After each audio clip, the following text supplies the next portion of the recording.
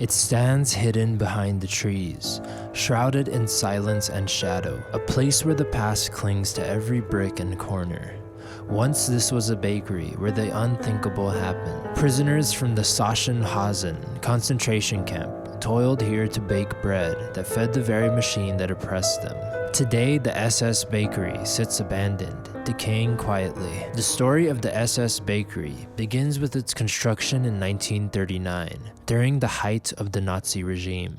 It wasn't built by ordinary workers, but by prisoners from the Sachsenhausen concentration camp, located just a few kilometers away. The bakery was commissioned by a defense contractor owned by the SS, and was part of a broader plan to support the Nazi war effort. But building the bakery was no small task. Resources were scarce, as the war effort prioritized materials for weapons and infrastructure over civilian or even logistical needs. Despite these shortages, the prisoners, under constant surveillance and threats of violence, managed to complete the construction by 1941. The delay meant that the bakery didn't open until 2 years after its initial commission. Once operational, the bakery became a vital part of the Nazi supply chain. It was initially run by Deutsche Lebensmittel, German Groceries Corporation, a seemingly innocuous name that belied its true function. The bakery was not just supplying bread to the Sachsenhausen camp, but also to SS units across Berlin and other surrounding concentration camps. Inside the bakery, prisoners faced equally grueling circumstances. The ovens burned hot.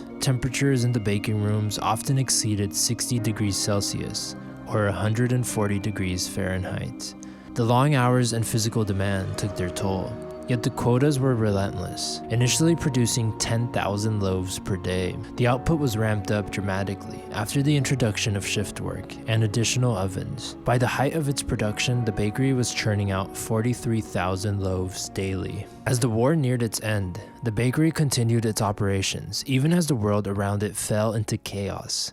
Bombing raids devastated the area, killing many prisoners who were supposed to be liberated. Those who survived the Klinkerwerk subcamp were forced to march back to Sachsenhausen, where they faced further atrocity. With the fall of the Nazi regime, the bakery was briefly taken over by Soviet forces. Remarkably, it became a place of salvation rather than suffering. The Russians used the bakery to provide bread to the liberated survivors of Sachsenhausen, many of whom were too weak to fend for themselves. By 1946, the bakery transitioned to civilian use. Extensive refurbishments allowed it to reopen under a different company in 1948, serving the local community for over 4 decades. It was a stark contrast to its dark beginnings.